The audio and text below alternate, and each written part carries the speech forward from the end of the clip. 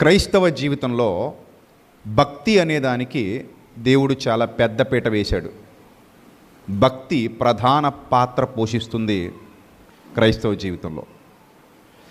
అందుకే బైబిల్ గ్రంథం రెండు వర్గాలను మన గ్రంథంలో చూపించింది. భక్తులు అంది, భక్తిహీనులు అంది. రెండు వర్గాలే కనబడతాయి మనకి గ్రంథంలో. భక్తులు అట్ ద సేమ్ టైం భక్తిహీనులు. అంటే భక్తి లేని వాడిని భక్తిహీనుడుగా, భక్తి గలవాడిని మాత్రమే భక్తుడిగా బైబిలు చాలా స్పష్టంగా విడగొట్టి మాట్లాడింది. ఇక్కడ భక్తి అనేది దైవానుగ్రహం వల్ల సర్వశక్తుడుగు దేవుడు సూర్యుని ఏర్పాటు చేసినప్పుడు సూర్యకిరణాలు ఎలాగైతే భూమిని తాకుతున్నాయో, అలాగే ఎవరి హృదయంలో అయితే భక్తి అనేది ఉంటుందో, భక్తి అనేది పైకి కనబడేది కాదు, గుర్తుపెట్టుకోండి. పైకి మనం భక్తి చూపించలేం. ఇతను భక్తుడు అని పైకి చూసి చెప్పటం అసాధ్యం. అర్థమైందా? కొంతమంది కొన్ని మతాలలో కొన్ని రకాలైన వస్త్రధారణలు కలిగి ఉంటారు. అలాగే క్రైస్తవ్యంలో కూడా తెల్లని వస్త్రాలకు ఎక్కువ ప్రాధాన్యత ఇస్తూ ఉంటారు. మంచిదే. కానీ ఇక్కడ మనం గమనించవలసిన విషయం ఏమిటంటే, వస్త్రము నీ భక్తికి ఆధారం కాదు. వస్త్రము నీ భక్తిని సూచించగలిగే సామర్థ్యం కలిగినది కాదు. ఎందుకంటే మంటి పెంకు మీదట వెండి పూత పుయ్యొచ్చట. అంటే తెల్లని వస్త్రం ధరించినా కూడా లోపల హృదయం నల్లగా ఉండే అవకాశం ఉంది. ఇన్ ద సేమ్ వే క్రైస్తవ జీవితంలో కూడా భక్తి అనగానే మనం కొన్ని కొలమానాలు పెట్టుకుంటాం. ఎలాంటి కొలమానాలు పెట్టుకుంటాం అంటే, మోకాళ్ళు నల్లగా ఉంటే భక్తిపరుడు కదా, తెల్లని వస్త్రాలు ధరిస్తే భక్తిపరుడు, మెల్లిగా మాట్లాడితే భక్తిపరుడు, ఇలాంటి కొన్ని పెట్టుకుంటారు. ఎక్కువ చప్పట్లు కొడితే భక్తిపరుడు, ఎక్కువ పాటలు పాడితే భక్తిపరుడు, ఎక్కువ బైబిల్ చదివితే భక్తిపరుడు. మంచిదే, ఇవన్నీ మంచివే. కానీ అలా చేస్తూ కూడా సాతానుకు చోటిచ్చిన వాళ్ళు ఉన్నారు. అలా చేస్తూ కూడా సాతానులా ప్రవర్తించిన వాళ్ళు ఉన్నారు. యేసుప్రభుతో తిరుగుతున్నాడు ఇస్కరియోతు యూదా. అందరూ భక్తిపరుడనే అనుకుంటారు, కానీ అతనిలో భక్తిహీనత చాలా ఎక్కువ ఉంది. అది చాలా సందర్భాల్లో కనబడింది కూడా. అలాగే ఎలీషా గారితో ఉన్నాడు గెహజీ. అందరూ ఏమనుకుంటారు? ప్రవక్త గారి శిష్యుడు కాబట్టి భక్తిపరుడు అనుకుంటారు. కానీ అతనిలో చాలా భక్తిహీనత చాలా సందర్భాల్లో కనబడింది. ఇలా మనం ఉన్న వాతావరణము, మనం వేసుకుంటున్న వస్త్రధారణ, లేకపోతే మన మాటలో, లేకపోతే ఇంకోటో భక్తికి సూచన కాదు. భక్తి అనేది నీకు మాత్రమే అర్థమవుతుంది. నువ్వు నిజంగా భక్తిపరుడువా, భక్తిపరురాలివా నీకు మాత్రమే తెలుస్తుంది. ఎందుకంటే అది నీ హృదయంలో నుంచి ప్రారంభమవుతుంది, నీ హృదయంలో నుంచే వ్యక్తమవుతుంది. నీ హృదయమే ఆ పైనుంచి వచ్చేదాన్ని స్వీకరిస్తుంది. భక్తి అనగానే అదొక కేంద్రం అనుకుంటే, లేదా ఒక పవర్ నెట్వర్క్ అనుకుంటే, అందులో నుంచి వ్యక్తమయ్యేటువంటి, అందులో నుంచి బయటకు వచ్చేటువంటి ఆ శక్తి ఏదైతే ఉందో అది నీ చుట్టూ ఒక నెట్వర్క్ లాగా వ్యాపించి ఉంటుంది అన్నమాట. ఒక వైఫై చుట్టూ, వైఫై నెట్వర్క్ అంటాం మనం, వైఫై రోటర్ చుట్టూ నెట్వర్క్ ఉంటుంది. అది ఎంత పరిధి మేరకు వెళ్ళగలదో అంత పరిధి మేరకు వెళుతుంది. ఆ వైఫై మనకు వర్క్ చేస్తుంది. ఇన్ ద సేమ్ వే భక్తి నీ హృదయంలో ఉంటే అది కూడా నీ చుట్టూ ఒక నెట్వర్క్ లాగే ఉంటుంది. పైనుంచి వచ్చే శక్తిని నీ భక్తి ద్వారా సంగ్రహించవచ్చు, పైనుంచి వచ్చే శక్తిని నీ భక్తి ద్వారా పొందుకోవచ్చు. భక్తి ద్వారా ఊహించని మేలులు మనం మన జీవితంలో చూడొచ్చు. అందుకే నేను చాలాసార్లు చెప్తాను, భక్తి చేస్తే యథార్థంగా చెయ్యి, భక్తిగా నిజంగా ఉంటే ఉండు. అందుకే దేవుడు కూడా అన్నాడు, వెచ్చగానైనను చల్లగానైనను ఉంటే నీకు మేలు, అంతే తప్ప నులివెచ్చగా ఉండొద్దు అన్నాడు. ఉంటే భక్తిగానే ఉండు, లేకపోతే ఎలా ఉండాలి? భక్తిహీనంగా అయిపో. ఆ రెండు కలుపుతానంటే వర్కౌట్ అవ్వదు. కొన్ని రెండింటిని కలపకూడదు. అర్థమైందా? రెండింటిని కలిపితే ఏమవుతాయి? పాడైపోతాయి. ఉంటే భక్తిగా ఉండు, లేకపోతే భక్తిహీనంగా మారిపో. Choice is yours. నీ చేతుల్లోనే ఉంది. భక్తిగా ఉండాలన్నా నీ చేతుల్లోనే ఉంది. ఉంటే ఉండు. నేను ఎవరు బలవంత పెడతారు? నేను ఎవరైనా చంపుతారా, పొడుస్తారా, కొడతారా, తిడతారా? నీ భక్తి నీది, నీ ఇష్టం అది. నేను భక్తిగా ఉంటాను అనుకుంటే ఉండు, లేదు నేను ఉండలేను అంటే మాని. అంతే కదా. రెండింటికి తగిన ప్రతిఫలం నీకు వస్తుంది. అది నువ్వు దేన్ని చూజ్ చేసుకుంటావో దాని ప్రతిఫలం వస్తుంది. ఒక షాప్ దగ్గరికి వెళ్ళినప్పుడు నీ దగ్గర డబ్బులు ఉన్నప్పుడు ఏది కొనుక్కోవాలి, ఏది తినాలి నీ ఇష్టం. హోటల్కి వెళ్ళగానే ఏమున్నాయని అడుగుతావు, నువ్వు 100 రకాలు చెప్తాడు. ఇడ్లీ ఉంది, పూరి ఉంది, చపాతీ ఉంది, పరోటా ఉంది, ఏవో చెప్తాడు. నీకు నచ్చిందే కదా ఎన్నుకుంటావు. నీకు నచ్చిన దానికే డబ్బులు చెల్లిస్తావు, నీకు నచ్చింది తింటావు, దాని ప్రతిఫలాన్ని లోపల పొందుకుంటావు. ఒకటి తింటే ఒకలాంటి శక్తి వస్తుంది, ఒకటి తింటే మరోలాంటి శక్తి వస్తుంది, ఒకటి తింటే ఒకలాంటి ఉపయోగం ఉంటుంది, ఇంకోటి తింటే ఇంకోలాంటి ఉపయోగం ఉంటుంది. డబ్బు నీ చేతిలో ఉన్నప్పుడు, కొనుక్కోవాలని ఎంపిక నీదైనప్పుడు నీకు నచ్చింది ఎలాగైతే కొనుక్కుంటావో, భక్తి చేస్తే భక్తికి సంబంధించిన ప్రతిఫలం, భక్తిహీనత వైపు వెళితే భక్తిహీనతకు సంబంధించినటువంటి ప్రతిఫలం. నువ్వు ఏది విత్తితే ఆ పంట కోసుకుంటావు. ఇది rule, universal law. Universal law ఏంటంటే నువ్వు ఏదైతే చేస్తున్నావో దానికి తగిన ప్రతిఫలాన్ని నువ్వు పొందుకొని తీరుతావు. అది universal law, God's law. So దేవుని చట్టంలో నువ్వు భక్తిగా ఉంటావా, ఉండు. లేదు భక్తిహీనత వైపే వెళ్ళిపోతావా, వెళ్ళిపో. రెండు కలపడానికి వీలవదు, అస్సలు అవ్వదు. అది ఇంపాసిబుల్. అది రెండు కలిపానండి అన్నా కూడా కుదరదు, అబద్ధం అది. అంతే, భక్తిహీనత లేదా భక్తి. ఇప్పుడు తిమోతికి పత్రిక రాస్తూ పౌలు భక్తుడు ఒక విషయాన్ని స్పష్టం చేశాడు. ఒకసారి చూద్దాం. పౌలు భక్తుడు తిమోతికి రాసినటువంటి 2వ పత్రిక, తిమోతికి రాసిన 2వ పత్రిక 3వ అధ్యాయము 5వ వచనం ఒకసారి చూద్దాం.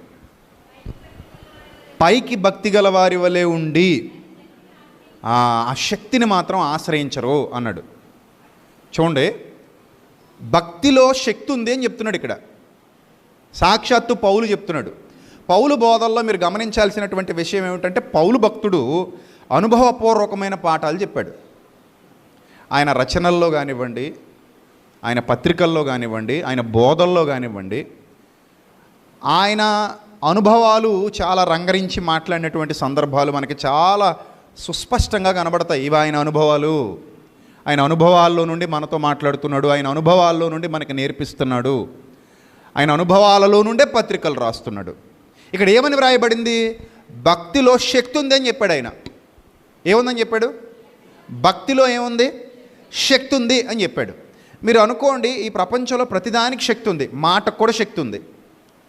మాటకు శక్తి ఉందా లేదా? మాటతో మంచి చేయొచ్చు, మాటతో చెడు చేయొచ్చు, మాటతో అవసరమైతే యుద్ధాలు సృష్టించవచ్చు, మాటతో కలవరాన్ని పుట్టించవచ్చు, మాటతో కలపొచ్చు, మాటతో విడగొట్టొచ్చు. అంతే కదా. మాటకే ఉందట శక్తి ఉందట. జస్ట్ ఒక మాటకే. శబ్దానికి కూడా శక్తి ఉంది. శబ్దం ఎక్కువైతే మనిషి చచ్చిపోతాడు, శబ్దం శ్రావ్యంగా ఉంటే మనిషి బ్రతుకుతాడు. That is called music. Music శ్రావ్యంగా వినిపిస్తే మనిషి సాంత్వన పొందుతాడు, తనకున్న వ్యాధి నుండి విడుదల పొందుతాడు. మీకు తెలుసు, దావీదు సౌలును మ్యూజిక్ థెరపీతో బాగు చేసినట్టుగా గ్రంథం చెబుతోంది. మ్యూజిక్ థెరపీ అంటే ఒక భయంకరమైన శబ్దాన్ని సృష్టించి మనిషిని చంపేయచ్చు, కర్ణబేరు పగిలిపోయేలా చేయొచ్చు, గుండె ఆగిపోయేలా చేయొచ్చు. అదే శబ్దాన్ని శ్రావ్యంగా వినియోగించి మనిషిని బాగు చేయొచ్చు. అంటే శబ్దంలో, మాటలో శక్తి ఉంది. మీరు మీ నోట్లోంచి వచ్చే ప్రతిరోజు జాలువారే మాటలతో మనుషుల్ని ఆకట్టుకోవచ్చు, లేదా అదే మాటలతో మనుషుల్ని దూరం చేసుకోవచ్చు. ఇదే మాటలతో మీరు కుటుంబాలు కట్టుకోవచ్చు, ఇదే మాటలతో మీరు కుటుంబాలని విడగొట్టుకోవచ్చు.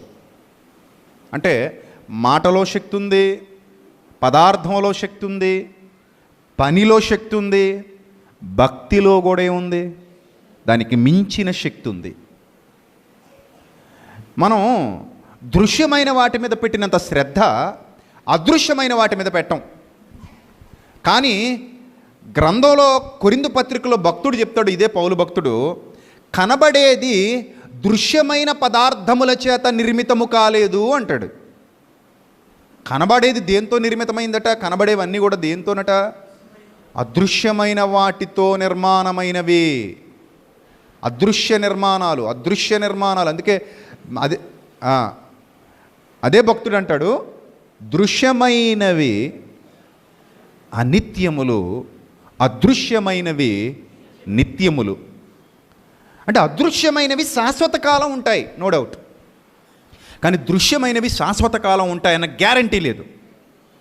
మీరు చూస్తున్నటువంటి యావత్ ప్రపంచం, మీరు చూస్తున్నటువంటి సమస్త సృష్టి, మన కళ్ళ ముందు కనబడుతున్నటువంటి ఈ సమస్తము కూడా అది సృష్టింపబడినప్పుడు దృశ్యమైన పదార్థాలతో సృష్టింపబడలేదు, అదృశ్యమైన వాటితోనే నిర్మాణమైనది. హెబ్రీ పత్రికలో చెప్తాడు 11వ అధ్యాయంలో, అలాగే కొరింథీ పత్రికలో చెప్తాడు. చాలా సందర్భాలలో ఈ విషయాలు పౌలు భక్తుడు స్పష్టం చేశాడు. చాలా సందర్భాల్లో స్పష్టం చేశాడు. అంటే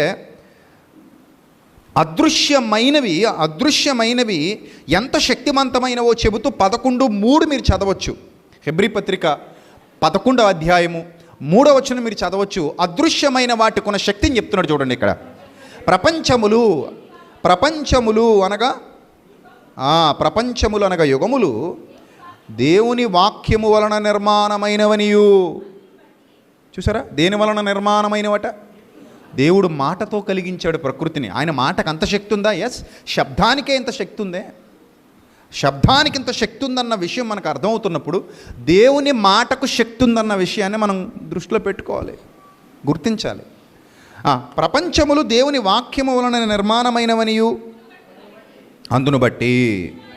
అందును బట్టి ఆ ఒక్క కారణాన్ని బట్టి, ఆ రీజన్ని బట్టి దృశ్యమైనవి కనబడే పదార్థాల చేత నిర్మింపబడలేదనియు విశ్వాసము చేత గ్రహించుకుంటున్నాం అన్నాడు.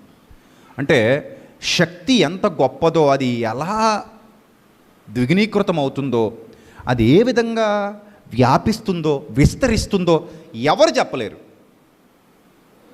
అర్థమైందా మీకు? అందుకే చెప్తున్నాను, ఎక్కడో ఉన్న టవర్ నుంచి, ఎక్కడో ఉన్న శాటిలైట్ నుంచి పవర్ వస్తుంది, సిగ్నల్ వస్తుంది, మన ఫోన్లోకి అది వస్తుంది, మన ఫోన్ వర్క్ చేస్తుంది. ఇదంతా కూడా దృశ్యమైన పదార్థాలలో నుండా అదృశ్యమైన వాటిలో నుండి జరుగుతుందా? అదృశ్యమైన వాటిలో నుండి జరుగుతుంది అది. In the same way wifi router, ఎక్కడో ఉందో వైఫై రూటర్ అది. కానీ ఇక్కడ మనం నెట్ వాడతాం, వీడియోలు పంపిస్తాం, వీడియోలు తీసుకుంటాం, వీడియో కాల్స్ చేస్తాం. మరి ఇవన్నీ ఎలా జరుగుతున్నాయి? అదృశ్యం. సో అంటే పవర్ అనేది, ఎనర్జీ అనేది ఏ విధంగా ప్రయాణం చేస్తుంది, అది ఏ విధంగా జర్నీ చేస్తుంది, ఏ విధంగా లోపలికి వస్తుంది, ఏ విధంగా బయటికి వెళ్తుంది, మనం అన్ని సందర్భాలలో అన్ని విషయాల్లో ఒకే విధంగా డిఫైన్ చేయలేము. అర్థమవుతుందా? సో ఇదే విషయాన్ని పౌలు భక్తుడు మాట్లాడుతూ అంటాడు, భక్తిలో కూడా ఏముందట? శక్తి ఉంది అని క్లియర్ చేశాడు. ఇంతకీ భక్తిలో ఉన్న శక్తి ఏం చేస్తుంది? నేను చెప్తున్నాను, జాగ్రత్తగా గుర్తుపెట్టుకోండి. భక్తిలో ఉన్న శక్తి ఏం చేస్తుంది? నిజంగా నువ్వు భక్తిపరుడు అయితే, భక్తిపరురాలు అయితే, భక్తిపరురాలు ఆ ట్యాగ్ ఎలా ఇవ్వాలి నీకు? అది చెప్పండి, ఎలా ఇవ్వాలి? నీ అంతట నువ్వుగా, నీ హృదయంలో నువ్వు నిర్మించుకునే ఇల్లు లాంటిది అది.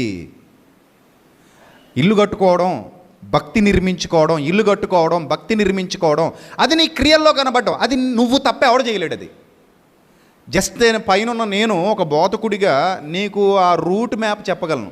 ఇలా వెళ్ళాలి, అలా వెళ్ళాలి, ఇలా వెళ్ళకూడదు, అలా వెళ్ళకూడదు, ఇది చేయాలి, అది చేయాలి. ఇవి ఏ బోధకుడైనా సరే రూట్ మ్యాప్ మాత్రమే నీకు ఇవ్వగలడు. కానీ నీ లోపలికి వచ్చి భక్తిని నిర్మించడం అతని వల్ల కాదు. అతని భక్తిని అతను నిర్మించుకోవాలి, నీ భక్తిని నువ్వు నిర్మించుకోవాలి. ఇంతకీ భక్తి అనేది ఎక్కడ కట్టబడుతుందని నేర్చుకుంటున్నాం మనం? హృదయంలో నిర్మాణం అవుతుంది. నీ హృదయంలోనే భక్తి అనేది నిర్మాణం అవ్వాలి. నీ హృదయంలో నుండే భక్తి బయటకు రావాలి. అక్కడే శక్తి ఉద్భవించాలి, అక్కడి నుంచి శక్తి ఉద్భవించాలి. భక్తిలో నిగూఢమైన శక్తి, భక్తిలో లోపల దాచబడిన శక్తి. ఇప్పుడు ఉదాహరణకి మనం ఒక గ్యాస్ సిలిండర్ చూస్తే అది చాలా చిన్నగా ఉంటుంది, కానీ అది ఎక్స్పోజ్ అయితే, ఒక్కసారి అది పేలిపోతే చాలా విధ్వంసాన్ని సృష్టిస్తుంది. అంటే ఒక చిన్న గ్యాస్ సిలిండర్లో అంత విధ్వంసాన్ని సృష్టించే అంతటి శక్తి పొందుపరచబడింది. అలాగే ఒక చిన్న ట్యాబ్లెట్ ఉంటుంది. ఆ చిన్న ట్యాబ్లెట్లో నీలో ఉన్నటువంటి అస్తవ్యస్తంగా ఉన్న వ్యవస్థను సరిచేసేటువంటి శక్తి ఉంది. అస్తవ్యస్తమైపోయిన నీ శరీర వ్యవస్థ మొత్తాన్ని ఒక చిన్న ట్యాబ్లెట్ లోపలికి వెళ్ళి ఏం చేస్తుంది?